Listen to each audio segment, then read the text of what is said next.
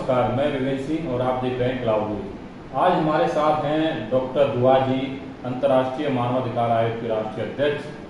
काफ़ी सालों से मानव अधिकारों के लिए काम कर रहे हैं, जो मानव के अधिकार, रोटी कपड़ा शिक्षा उसके लिए काम कर रहे हैं। तो आज हम इनसे बात करेंगे कि मध्य प्रदेश में प्रवेश शुक्ला नाम के व्यक्ति ने एक आदिवासी के ऊपर पेशाब किया, लेकिन उस पेशाब करने के बाद उसका जो पाप है वो पाप धो रहे हैं मध्य प्रदेश के मुख्यमंत्री शिवराज सिंह चौहान। अब सवाल ये उठता है कि गलती कोई और करे और कोई और, तो उसी सिलसिले में आज हम बात करेंगे डॉक्टर दुआ साहब से। तो दुआ साहब, सबसे पहला सवाल तो यही आपसे कि प्रवेश शुक्ला नाम के युवक वो किसी पे पेशाब करते आदिवासी, लेकिन उसके बाद भी वो माफी ना मांगने के बजाय मुख्यमंत्री उनके पैर धो के माफी मांगते, ये कौन सा न्याय है? आपके चैनल से मैं ये कहना चाहूँगा कि ये जो काम है वो अमानवीय है, घृणा है, बहुत ही घिन आती है किस तरह का। और चाहे वो किसी भी जात का हो, किसी भी पार्टी का हो, जो ये मानसिकता बन गई है कि मैं दबंग हूँ, मैं लीडर हूँ और मैं ऐसा आदिवासियों को या जो क्षुद्र हैं या जो कमज़ोर हैं, शोषित हैं, उनको मैं कैसे भी अपना दबंगगिरी दिखाऊंगा, तो ये ठीक नहीं है। हालांकि इसको भी जाति का रंग नहीं देना चाहिए। उसने जो हरकत की है उसकी सज़ा होनी चाहिए, तत्काल सज़ा होनी चाहिए और उस पर फ़ौरन जो है हमारे जो कानून है, संविधान है, उस पर होना चाहिए। वहाँ पे राजनीतिक के रूप में जो हमारे चीफ मिनिस्टर शिवराज जी जा कर के उनके पैर धोते हैं, उनको कपड़ा पहनाते हैं, तो ये राजनीतिक का फ़ायदा उठाने की बात हो रहा है, वो जो ठीक नहीं है। एक चीफ मिनिस्टर का मान मर्यादा होता है, उसे जो जिसने हरकतें की है उसको पकड़ करके सजा होनी चाहिए, ये भी। लेकिन सर, ये कहाँ तक ठीक है कि एक पहले तो किसी पर आप उसको मारपीट लो, फिर कह लो कि नहीं नहीं आप तो हमारे भाई हमसे बोलो, ये कितना सही है? ये एक तरह से देखा जाए ये ऐसे ये पहला मामला नहीं, इस तरह के ऐसे पहले भी कई घटना होते हैं, किसी को घड़ा छूने पर मार दिया जाता है, किसी को घोड़े पर चढ़ने से मार, इस तरह की जो आए दिन देश में घटना है, जो इंसान का मौलिक अधिकार है, ये कहीं ना कहीं उस पर चोट है। ये कब तक है? ये समाज हमारा मौलिक अधिकारों में हमें समानता का, संविधान में सिस्टम बना हुआ समानता का अधिकार, लेकिन समाज के अंदर जो स्वर्ग लोग हैं, ब्राह्मणवाद हैं, वो जो है एक संकट को कहते हैं कि वो हिंदू है। हिंदू के मतलब होता है मानसिक गुलाम, और उसको बना करके, दबा करके, शिक्षा से, स्वास्थ्य और मानसिक रूप से कमजोर बना करके रखना चाहते हैं, शासन करना चाहते हैं। तो ये जो परिपाटी गलत है, संविधान का एक तरह से उल्लंघन है।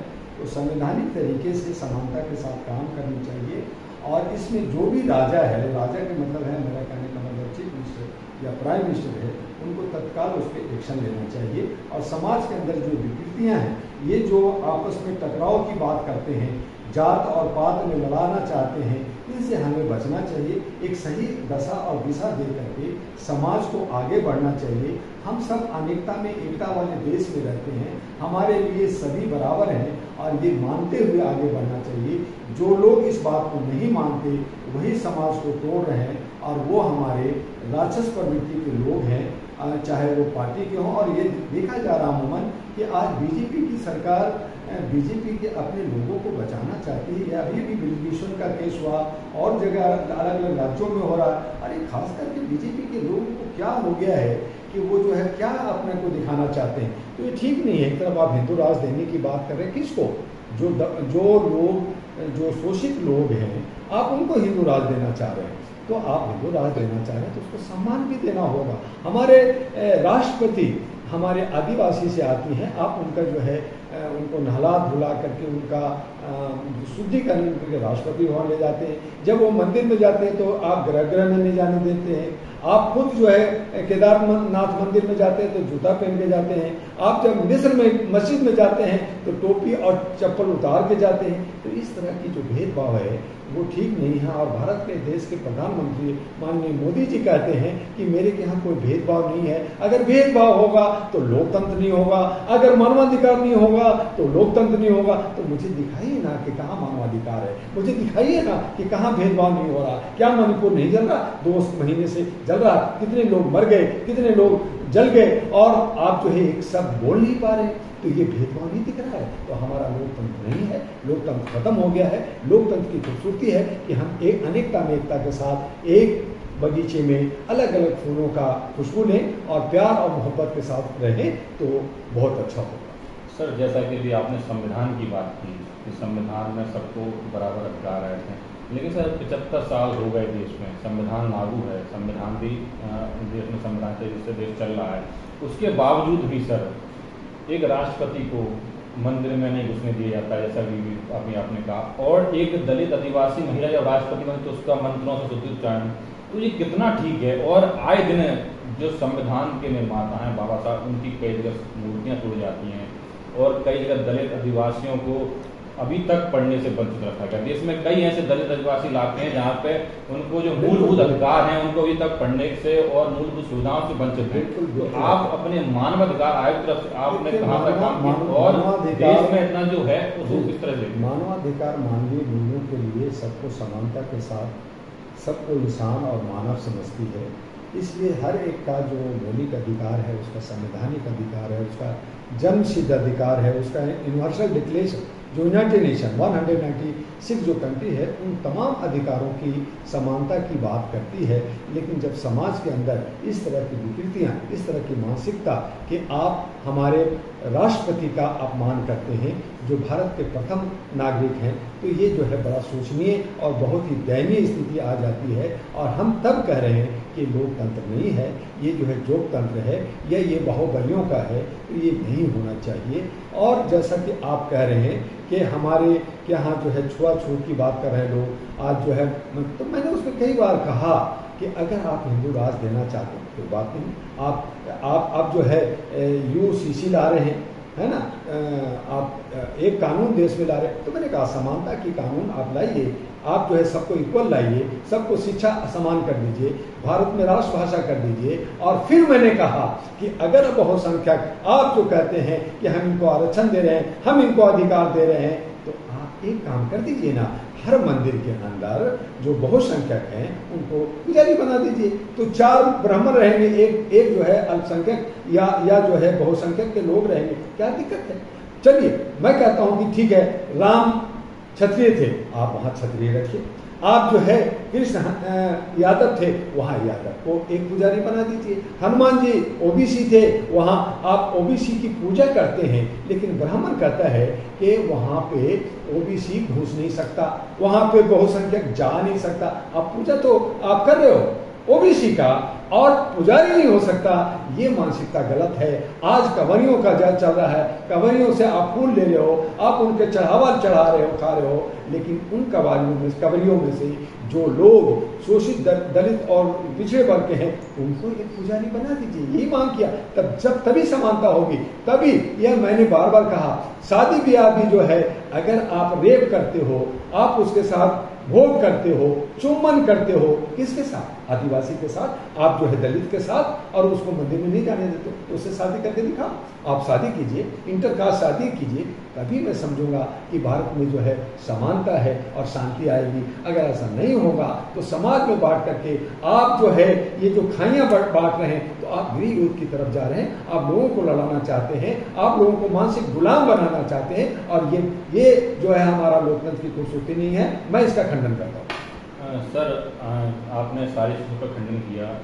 अब सर मैं आपसे आगे सवाल जानता हूँ, मानवाधिकार आयोग के आप राष्ट्रीय अध्यक्ष हैं, देश विदेशों में आप उनके काम कर रहे हैं, हमारे दर्शकों को, इस देश को मानवाधिकार आयोग के बारे में बताइए कि मानवाधिकार आयोग के क्या मैसेज देना है? मैं all India human rights association, जो भारत की एशिया की पहली सिविल सोसाइटी है और 84 लाख से ज़्यादा मेंबर हैं, 777 हमारे सेंटर्स पे हम लोग काम कर रहे हैं, इंडिया से बाहर 15 देशों में काम कर रहे हैं। और मैं भारत और भारत के बाहर जो यूनाइटेड नेशन का जो मैनिफेस्टो है कि हम सब अमन और शांति के लिए काम करें, एकता के काम करें, मानवता के लिए काम करें, मानवीय मूल्यों के लिए काम करें, और जितने भी धर्म बनाएंगे उन तमाम लोगों से, साधु संतों से पूछिए, मुल्लाओं से पूछिए, आप कृष्ण के पादरियों से पूछिए, तो वो यही कहेंगे कि हमारा धर्म जो शुद्ध धर्म है वो मानवता है। मुसलमान कहेंगे इंसानियत है, आप कृष्ण से बात करेंगे तो कहेंगे ह्यूमनिटी का है। तो मैं हम लोग तो वही काम कर रहे हैं, फिर आप नफरत किस बात का, फिर आप भेदभाव किस बात का काम कर रहे हैं? हिंदू मुस्लिम सिख ईसाई मंदिर मस्जिद की लड़ाई क्यों कर रहे हैं? हम सभी जितने भी कम्युनिटी के लोग हैं, 6000 करीब 700 जातियां और प्रजातियां हमारे भारत के अंदर रहती है, 256 भाषा भाषी लोग रहते हैं। हम विभिन्नता में, एकता वाला देश में हम खूबसूरती के साथ, हम शांति प्रिय, हम किसी देश पे आतंक नहीं करते और हम शांति चाहते हैं, तो शांति तभी होगा जब हम सब आपस में मिलकर के रहेंगे। विश्व गुरु तभी बनेंगे जब हम जैसे गौतम बुद्ध या अम्बेडकर, ये जो बड़े बड़े जो हमारे दार्शनिक लोग हुए, उन्होंने जो कहा उस पे देश चलेगा। लेकिन आज ऐसा नहीं चल रहा है।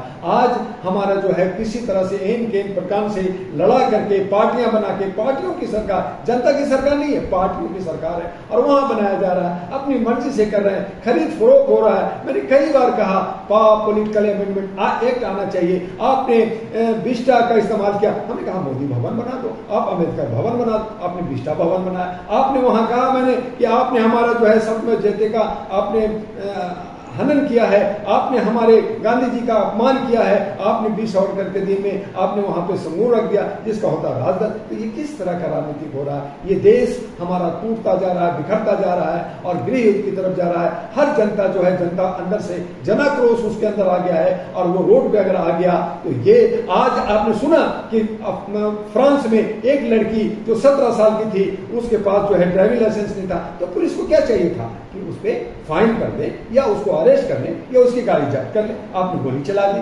गोली चलाई, उसकी एक बच्ची, उसके घर वाले ने हंगामा किया, आवाज उठाया, पूरा फ्रांस जल रहा है।